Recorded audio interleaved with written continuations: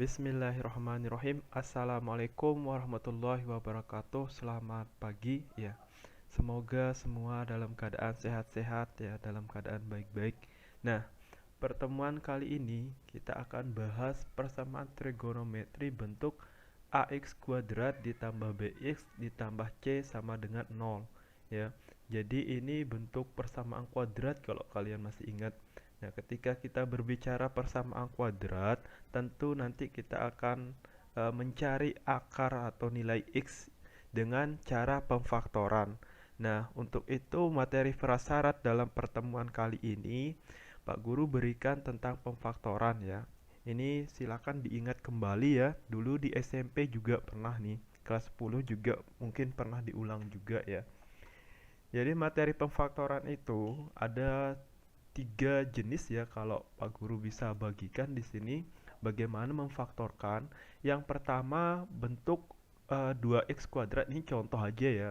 Jadi kalau misalnya ada 2x kuadrat ditambah x, cara memfaktorkannya itu kita keluarkan variabel yang sama x. Nah, ini kan sama-sama punya x, jadi dikeluarin x-nya, sisa 2x plus 1 ya. Kenapa 2x plus 1? Karena x kalau dikali 2x hasilnya yang 2x kuadrat. Kemudian x dikali 1 sama dengan x gitu ya. Nah, kemudian x-nya ada dua nilainya di sini, x sama dengan 0 ya. Ini x sama dengan 0 dan 2x plus 1-nya sama dengan 0 atau 2x sama dengan min 1, x sama dengan min 1 per 2. Jadi nilai x yang memenuhi untuk ini adalah x sama dengan 0 atau x sama dengan negatif 1 per 2 ya. Itu bentuk yang pertama ya. Nanti di soal latihan yang Pak Guru akan berikan nanti bentuknya juga seperti ini. Diingat-ingat ya cara memfaktorkannya nih. Dikeluarin x-nya dulu gitu. Kemudian di dalam kurungnya ini sisanya gitu sehingga hasilnya seperti yang di atas ya. Kemudian yang kedua, ini bentuk yang umum sekali ya. Ini bentuk yang A, kalau misalnya ini dimisalkan A, ini B-nya, ini C-nya, ini yang A sama dengan 1 ya.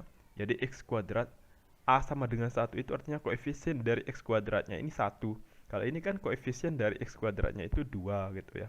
Artinya lebih dari 1 ya. Baik, di sini cara memfaktorkannya ini gampang ya. Tinggal kita buat dua kurung begini ya. Nah, kita cari angka kalau dikalikan hasilnya 6 atau faktor dari 6 berapa? 3 sama 2 ya. Boleh 6 sama 1 juga ya, tapi ini kalau ditambah hasilnya 7 bukan 5 ya. Berarti ini bukan ya. Jadi yang kita pakai itu 3 sama 2 ya. Karena kalau ditambah hasilnya 5 ya, 5x gitu. Ya. Berarti x sama dengan min 3 atau x sama dengan min 2. Itu akarnya ya. Nah, sekarang untuk yang A lebih besar dari 1 ya, 2x kuadrat ditambah 4x min 6. Nah, ini cara memfaktorkannya ya. Kalau tadi ini kan kita cari angka yang kalau dikalikan hasilnya 6 ya. Kemudian kalau ditambah hasilnya 5. Nah, kalau bentuknya begini, cari angka yang kalau dikalikan hasilnya 2. Ini ya, 2 berapa? 1 sama 2. Nah, kemudian kita cari angka yang kalau dikalikan hasilnya negatif 6 berapa? 3 sama 2 min ya. Coba kita kali silang ya. 2 kali min 3 berapa? Min 6. 2 kali 1 2. Tambah jadinya min 4. Bukan min 4 ya, di sini dicarinya positif 6. Ini kalau kalian punya cara tersendiri boleh ya. Ini cara Pak Guru yang menemukan akarnya ya, begini. Sekarang ini kan belum ketemu nih positif 4, di sini masih negatif 4 ya. Tak ulang ya. Berarti ini tak tukar posisinya nih. Yang negatif saya coba yang 2 ini negatif ya, 3-nya tak biarin positif. 2 ini jadi negatif 2. Coba tak kali silang ya. 2 kali 3 berapa? 6. 1 kali min 2 min 2. Kalau ditambah hasilnya berapa ini? 4. Nah, berarti yang benar itu yang bawah. Berarti komposisinya ya 1 sama 3 ya, 1 sama 3, kemudian 2 sama min 2, 2 sama min 2. Ini akarnya ya. Silahkan diingat-ingat kembali cara pemfaktoran ya. Ini Pak Guru tidak terlalu ulang banyak gitu ya. Nah, oke, baik, kita ke contoh soal di sini ya. Nah, di sini bentuk persamaan trigonometri bentuk ax kuadrat plus bx plus c ya. Bukan lagi seperti yang di materi prasyarat tadi ya. Nah, bentuk X yang di sini itu bentuknya trigonometri ya. Nah, contoh di sini sin kuadrat X plus 5 cos X plus 1 sama dengan 0 ya. Nah, tapi di sini kan X-nya belum sama nih. Di sini sin kuadrat sedangkan di sini cos X. Nah, untuk itu kita harus buat dia sama. Nah, biar sama, Pak Guru akan ubah sin kuadrat X ini supaya menjadi cos X. Bagaimana cara merubahnya? Coba lihat di sini sifat identitas trigonometri ya. Identitas trigonometri kemarin kan cos kuadrat X ditambah sin kuadrat X itu sama dengan 1 ya. Jadi boleh saya ubah sin kuadrat X akan sama dengan 1 min cos kuadrat X. Nah, untuk itu di sini saya ubah nih sin kuadrat X ini jadi 1 min cos kuadrat X ya. Kenapa saya ubah? Supaya sama-sama menjadi cos ya. Kalau sudah sama, nanti bisa kita misalkan cos X ini sebagai P gitu ya, kayak gini nanti jadinya ya. Jadi ini saya ubah dulu sin kuadrat X nya menjadi 1 min cos kuadrat X, jadinya dikali silang nih, 2 dikali 1 kemudian 2 dikali cos kuadrat X, jadinya 2 min 2 cos kuadrat X ditambah 5 cos X ditambah 1 ya. Nah, di sini Pak Guru sengaja langsung tulis di sini biar cepat aja ya. Nah, kemudian supaya bentuknya lebih enak kita lihat, supaya bentuk kayak bentuk umumnya begini. Jadi tak majuin ini min cos kuadrat X nya di depan, kemudian 2 ini tak satukan dengan 1, jumlahin gitu, 2 tambah 1 sama dengan 3 ya. Diperhatikan baik-baik ini ya bagaimana cara merubahnya ya. Jadi kalau nanti kalian ketemu di soal masih di sini ada sin X, kemudian di sini cos X, ubah dulu menjadi bentuk yang sama ya, supaya kita ketemu bentuk umumnya seperti ini ya. Tapi kalau umpama di soalnya di sini sin kuadrat X, di sini sin X gitu, gak usah diubah ya kalau memang sudah sama. Ini kebetulan belum sama ya. Nah, kemudian negatif 2 cos kuadrat X ditambah 5 cos X. Nah, ini saya jadikan positif nih biar lebih enak ya. Jadi ini tak kalikan semua dengan negatif, jadinya 2 cos kuadrat X, kemudian ini jadi negatif 5 cos X, di sini jadi negatif 3.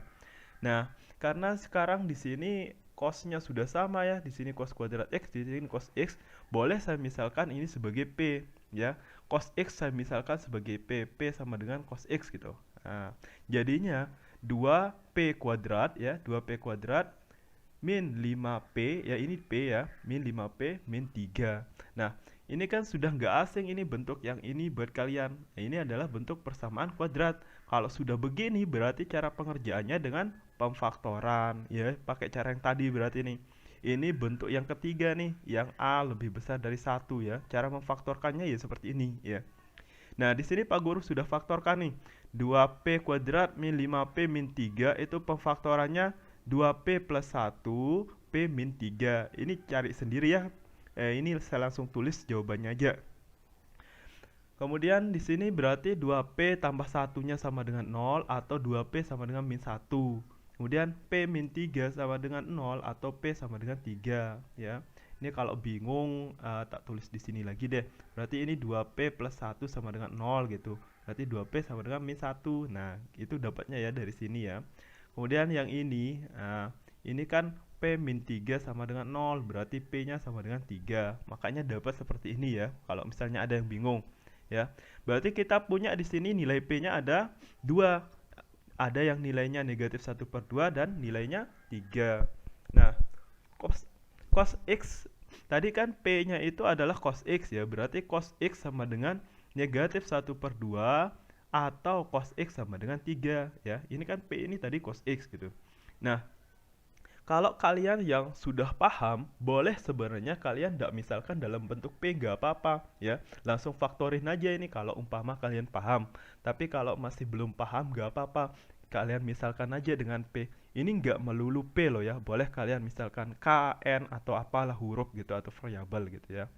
Nah, berarti kita sudah punya dua nilai nih, cos X sama dengan negatif 1/2 atau cos X sama dengan 3 ya.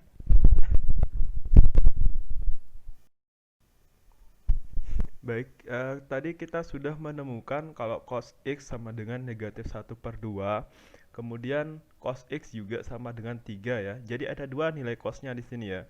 Nah, sekarang kita cari ya cos X sama dengan negatif 1/2 atau cos X sama dengan 3.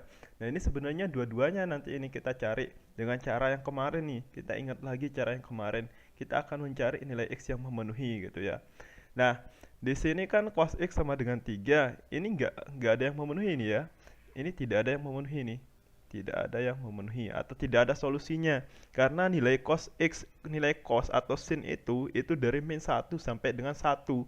Ya, kalau sudah lebih dari 1 berarti nggak ada nilai X yang memenuhi gitu ya. Nah, nanti bisa saja di soal ada dua nilainya. Artinya cos X sama dengan negatif 1/2. Di sini cos X juga memenuhi gitu. Nanti mungkin agak panjang caranya. Nah, ini kebetulan kan cuman yang sebelah sini aja ini yang memenuhi. Jadi kita cari nilai X yang sebelah sini aja dulu. Ya, kalau ini berarti sudah selesai nih. Yang sebelah kanan nggak usah kita lanjutkan cari nilai X-nya. Karena tidak ada nilai X yang memenuhi. Ya. Nah, sekarang cos X sama dengan negatif 1/2. Cos berapa yang nilainya negatif 1/2? Cos 120 derajat. Ya, cos 120 derajat. Nah, caranya sama kayak kemarin. Berarti ini kita gunakan, ini kan sudah bentuk kemarin nih. Berarti kita gunakan rumus cos ya. Rumus cos itu 120 derajat ditambah K kali 360 derajat. Kemudian min 120 derajat ditambah K kali 360 derajat. Ya. Nah, di sini sekarang kita coba masukkan nilai K-nya ya. Cara biasa nih. Kalau K sama dengan 0, X-nya sama dengan berapa? X-nya sama dengan 120 derajat. Langsung saja ya kalau sudah paham, nggak usah ditulis kayak kemarin-kemarin lagi. Kalau misalnya K sama dengan 1, X-nya sama dengan berapa? Ini lebih sudah ya, sudah lebih dari 360 derajat.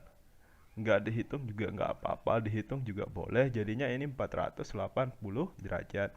Ini tidak memenuhi ya. Kemudian K sama dengan 0 untuk nilai X yang di bawah ini ya. Berarti berapa nih X-nya? Negatif 120, negatif 120 derajat. Ini berarti tidak memenuhi ya. Kemudian K sama dengan 1. X sama dengan berapa? Kalau K sama dengan 1 berarti 360 dikurang 120 berapa? Ya, 240 ya. 240 derajat ya. Memenuhi ini ya. Kemudian kalau K-nya sama dengan 2, masih memenuhi enggak? Sudah enggak memenuhi ya. Pak Guru sampai sini aja ya. Nah, karena di sini kebetulan yang diminta dalam pi intervalnya ya, berarti ini kita ubah 120 derajat ini jadi pi berapa? Bagaimana cara merubahnya kemarin? 120 dikali pi per 180 derajat. Nah, sama-sama bagi 60 nih. Berarti 2/3 pi ya. Kemudian ini 240 kita ubah juga ya, 240 dikali pi per 180 derajat. Nah, jadinya berapa nih? Sama-sama dibagi 60 juga deh. Sama-sama bagi 60 jadinya 4/3 pi ya. Nah, berarti sudah himpunan penyelesaian dari persamaan yang ini ya adalah berapa nih? 2/3 pi dan 4/3 pi ya. Jadi nanti ya, ini kan kebetulan yang sebelah ini aja yang bisa kita lanjutkan sampai bawah nih. Nanti bisa juga nih kalau di sini memenuhi, tapi ini kan kebetulan nggak memenuhi, jadi kita nggak lanjutkan. Nah, kita nggak lanjutkan cos X sama dengan 3 ini, kita nggak cari nilai X-nya seperti ini. Ya, nanti kalau umpama di soal yang ini memenuhi, lanjutin juga ini sampai ketemu nilai X-nya ya. Berarti nanti himpunan penyelesaiannya nilai X mana yang memenuhi intervalnya gitu ya. Nah, itu saja ya, silakan dipahami dengan baik, diulang kembali kalau belum paham ya. Assalamualaikum warahmatullahi wabarakatuh.